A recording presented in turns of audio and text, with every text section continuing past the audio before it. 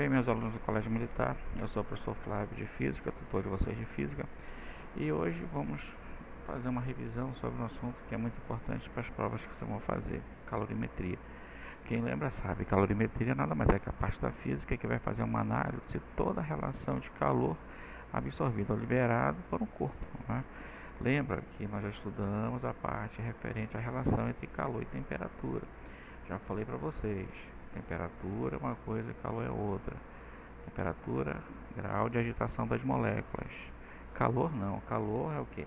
Energia em trânsito, energia que está em movimento, energia que está em constante movimentação do corpo, que tem temperatura maior para o corpo que tem temperatura menor. Isso é uma coisa espontânea, isso é um detalhe importante para vocês. Sempre que você colocar dois corpos próximos com temperaturas diferentes, o corpo que está com uma temperatura maior vai liberar calor para o corpo que está com uma temperatura menor. Isso é lei. Calor é energia, não esquece. Temperatura é o grau de agitação das moléculas do corpo. Lembre isso. Um exemplo que eu posso dar para vocês aqui é o da troca de calor. Não sei se vocês lembram, né? Toda vez que fala em troca de calor, está falando de quê? Basicamente, de um corpo passar calor para o outro, correto? E aqui nesse exemplo, o que, é que nós temos? Dois corpos A e B, o A com uma temperatura maior que B, que foram colocados próximos. O que vai acontecer? O corpo A, que tem temperatura maior, vai liberar calor para o corpo B, que tem temperatura menor. Agora, uma coisa importante: a quantidade de calor que um libera, o outro absorve. Não esquece, se o A liberar uma quantidade de calor 10, o B absorve uma quantidade de calor 10. Mas aí que está a questão: essa movimentação do calor de um corpo para o outro, ela ocorre até o fim da vida? Não. É importante você lembrar que essa situação da troca de calor ocorre enquanto as temperaturas forem diferentes. Isso é importante não esquecer. Quando você fala especificamente de um corpo ceder calor por outro, automaticamente você tem que lembrar que se um corpo perde calor, a tendência é a temperatura desse corpo diminuir. Se um corpo ganha calor, a tendência é a temperatura desse corpo aumentar. Por exemplo, A libera calor para B, a temperatura de A diminui, B absorve calor, a temperatura de B aumenta. O que vai acontecer? A temperatura de A vai diminuir, de B vai aumentar, até que depois de algum tempo os dois corpos vão estar com a mesma temperatura. Nesse caso, essa mesma temperatura tem nome, é o que a gente chama em física de equilíbrio térmico. Isso é importante que não esqueça, correto?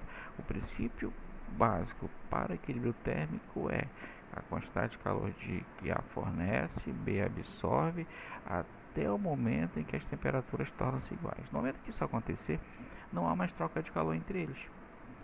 Não há mais troca de calor entre eles, correto? Por quê? Porque os dois corpos vão estar com a mesma temperatura. Isso é importante não esquecer. Os dois corpos vão estar com a mesma energia de agitação molecular. Se isso é verdade, um vai ceder calor para o outro? Não, acabou.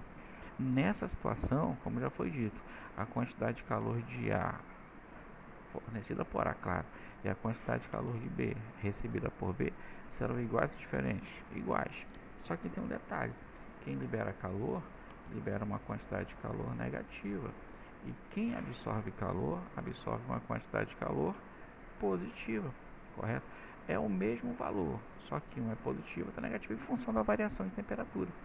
Esse cara sofre uma variação de temperatura negativa, o B uma variação de temperatura positiva, fazendo com que haja essa relação entre as quantidades de calor.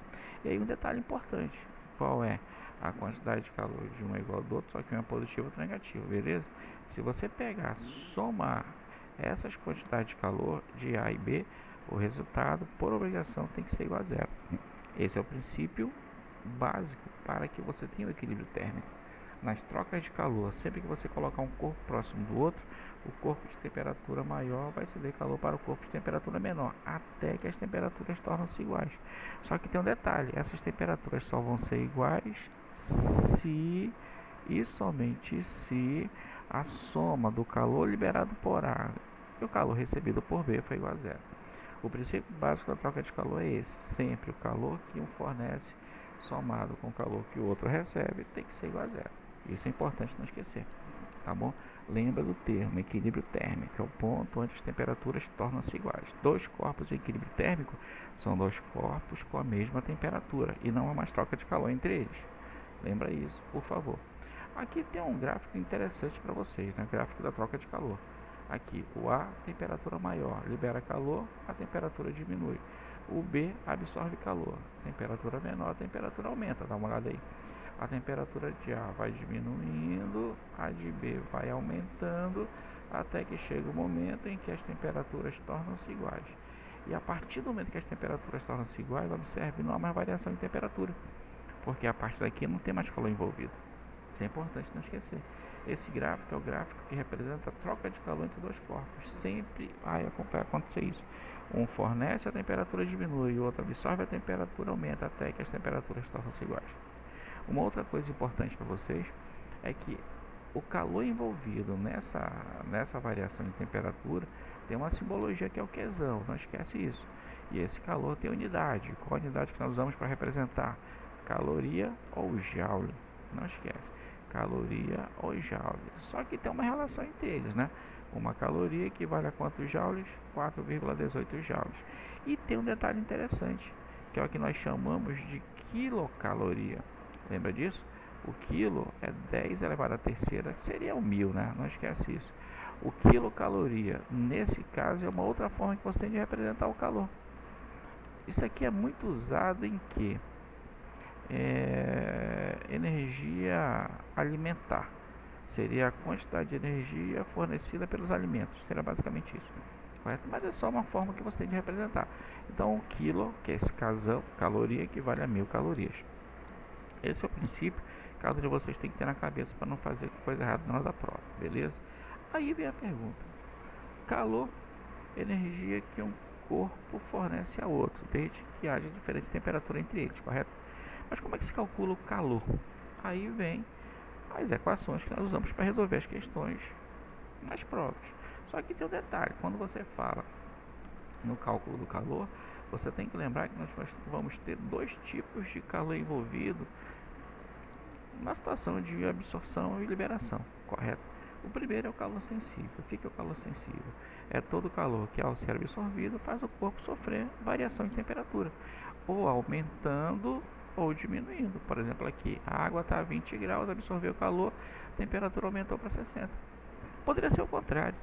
Poderia ser a água a 60 graus, você pegou, colocou dentro da geladeira e o que aconteceu?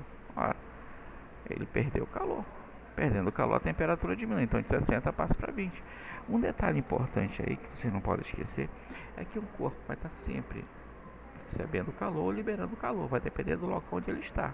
Se você coloca um corpo na geladeira, naturalmente esse corpo vai estar com uma temperatura maior que o ambiente interno da geladeira. Então o que vai acontecer? Ele vai, ao ser colocado na geladeira, começar a liberar calor para tentar esquentar o ar que está à sua volta. Liberando o calor, automaticamente as moléculas fica uma vibração cada vez menor, né? E com essa vibração cada vez menor, a tendência é a temperatura diminuir. Lembra dos vídeos que você já assistiu sobre temperatura. Se a temperatura aumenta, a vibração molecular está aumentando. Se a vibração diminui, é sinal que a temperatura do corpo está diminuindo. Se o calor for sensível, o corpo absorveu ou liberou calor, não esquece. E como é que se calcula? Está aqui, ó, MC delta T ou Czão delta T, não esquece isso. Nessas duas equações você tem uns termos que são importantes para os cálculos que você vai fazer. No caso do MC delta T, N seria a massa do corpo, Czinho, calor específico do corpo, que tem essa unidade, caloria por grama grau Celsius, ou caloria por quilograma, ou joule, desculpa, por quilograma grau Celsius.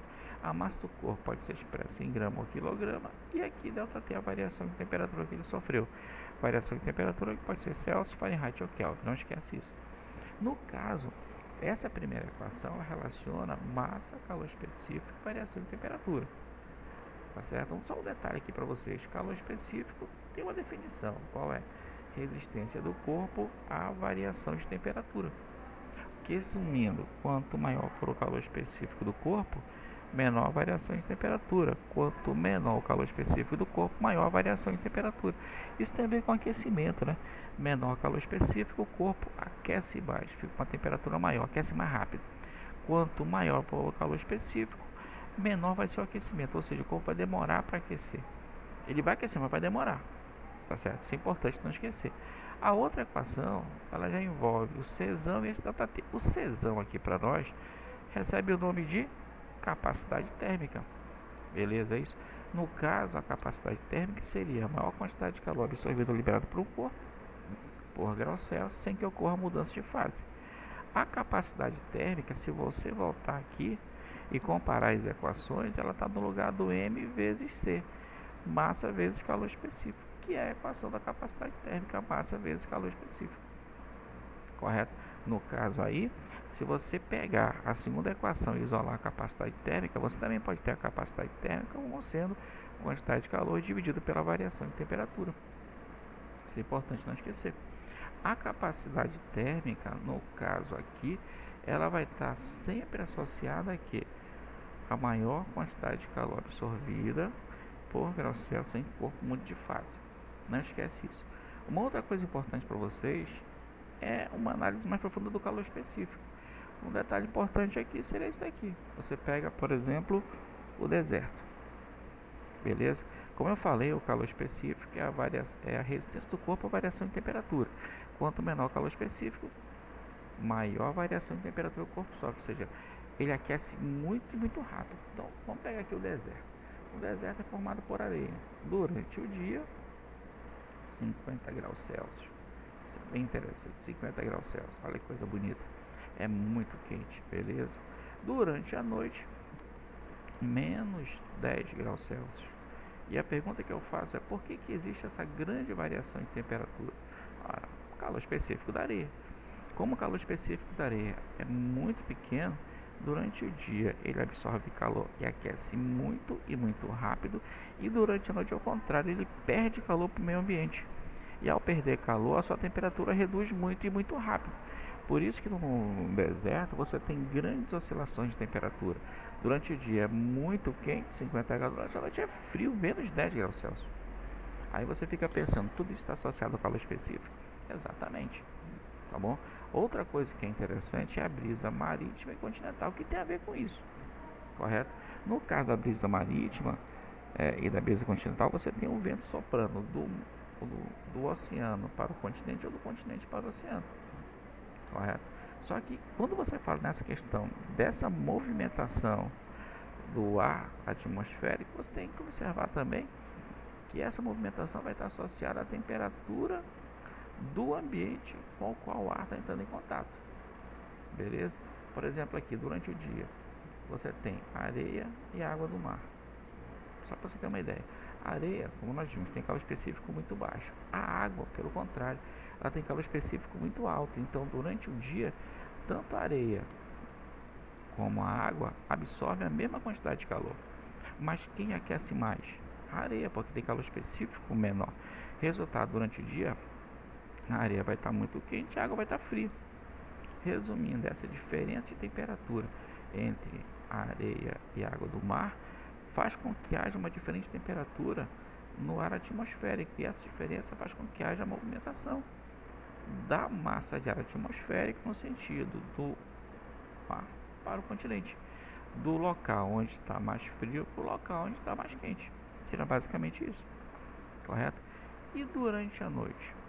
A noite é o contrário. À noite, vamos lembrar do deserto, beleza? Vamos lembrar do deserto. À noite, o que acontece? Os elementos perdem calor para o ambiente, só que você tem areia e água. A areia é calor específico baixo. Nesse caso, o que vai acontecer? Ela vai perder calor mais rápido para o ambiente do que a água. Resultado, a areia vai esfriar muito rapidamente e a água vai demorar para esfriar.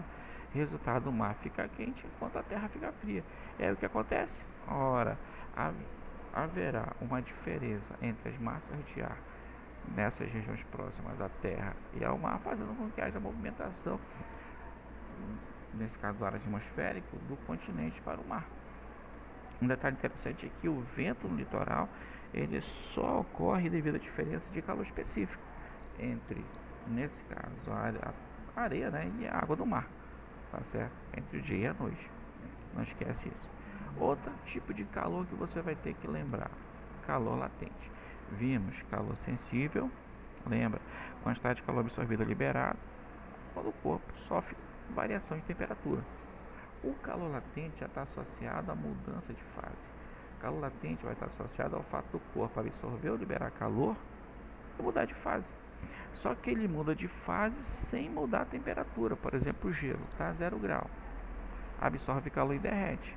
Aí vamos lembrar a teoria. Gelo está na temperatura de fusão, que é 0 grau, absorvendo calor e vira água. Passa do estado sólido para o estado líquido, mudança de fase. Mas durante essa mudança, o que acontece com a temperatura? Permanece a mesma. Tá vendo aí? Observa que sempre que o objeto mudar de fase, não há mudança de temperatura. E um detalhe interessante que na mudança de fase aqui, não sei se vocês conseguem ver, tem a presença de dois estados da matéria sempre. Tá bom? Durante a mudança de fase, o sólido vira líquido, então tu tem sólido e líquido juntos. Essa junção desses dois estados faz com que a energia que ele absorva, que ele libere, não seja suficiente para mudar de temperatura, apenas para fazer com que as moléculas tenham uma variação na vibração e por isso elas possam sofrer mudança de estado físico. Isso é um detalhe importante. Durante a mudança de fase, a energia liberada absorvida não é suficiente para que haja variação de temperatura, apenas para que as moléculas possam sofrer mudança na sua vibração para que elas possam passar de um estado para o outro.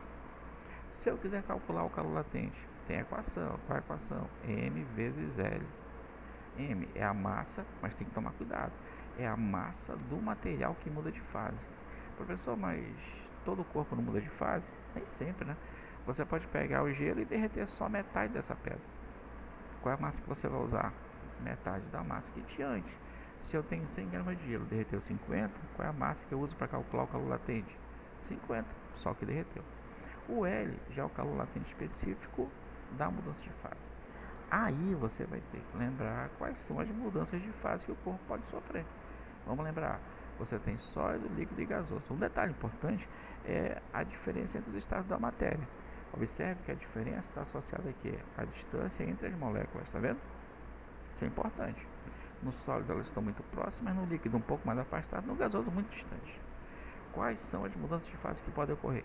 Fusão, sólido para líquido, vaporização, líquido, nesse caso, para gasoso, liquefação, gasoso para líquido, solidificação, líquido para sólido, e a sublimação, que pode ter o mesmo nome do sólido para o gasoso ou do gasoso para o sólido. Não esquece isso, tá bom? Lembrem isso para a nota da prova, tudo certo, tá beleza? Outra coisa importante, cada mudança de fase daquela tem um L associado. Você tem L de fusão, vaporização, observa. Fusão, vaporização, solidificação, condensação. Beleza? Uma coisa importante você não pode esquecer. Entre os mesmos estados da matéria, o valor do L é o mesmo. Correto? Só que se o corpo absorve calor na mudança de fase, o L é positivo. Quando ele libera calor na mudança de fase, o L é negativo. Tá certo? Um exemplo disso é a fusão e a solidificação. Fusão, sólido para líquido, solidificação, líquido para sólido. Observe que elas ocorrem entre os mesmos estados, sólido e líquido. Por isso vão ter o mesmo valor de L. Correto? Só que na fusão ele absorve calor, então L vai ser positivo. Na solidificação ele absorve calor, ele libera calor e o L vai ser negativo. Para que o gelo derreta, ele precisa absorver calor. Para que a água solidifique, ela precisa liberar calor. Então, em função disso, um vai ter um L positivo, outro negativo. A mesma coisa a vaporização e a condensação. Ocorre entre os mesmos estados, líquido e gasoso. Fechou?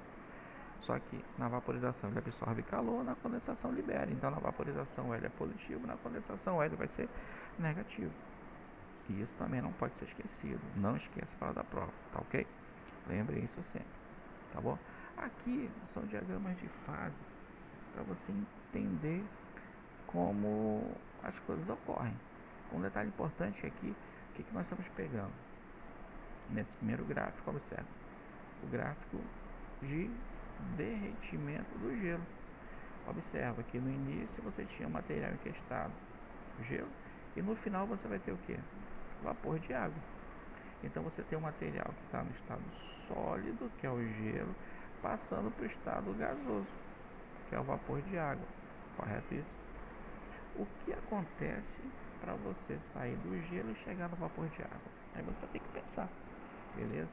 O vapor é de água, e esse vapor de água vem de onde? da água líquida. Beleza? E essa água líquida só surge de onde? Do derretimento do gelo. Então o gelo vira água, a água vira o que? Vapor. Olha que coisa bonita. Agora, para que isso ocorra, o material vai ter que mudar de fase. Por exemplo, o gelo vai absorver calor, vai passar da temperatura que ela está, uma temperatura negativa, por exemplo, aqui, menos 10. Tá bom? O gelo vai absorver calor, vai passar da temperatura que ele está, que é menos 10, para o zero. Aí você pensa, por que tem que chegar no zero? Para que ele derreta. O gelo, ele tem uma temperatura de fusão, uma temperatura de derretimento que é 0 grau. Ele só derrete se tiver zero. Então, se não está zero, ele absorve calor e passa para zero. Aí ele sofre derretimento, que é a fusão. Durante a fusão, o gelo vira o que? Água. Acabou a fusão, você já tem água líquida. Beleza. Mas eu quero vapor. Então, se eu quero vapor, essa água líquida tem que continuar sendo aquecida para chegar na temperatura de ebulição, que nesse caso para a água é 100 graus, na pressão de 1 atm, não esquece isso. Para 1 atm, diga para mim qual vai ser a temperatura de fusão do gelo, 0, e de ebulição da água, 100.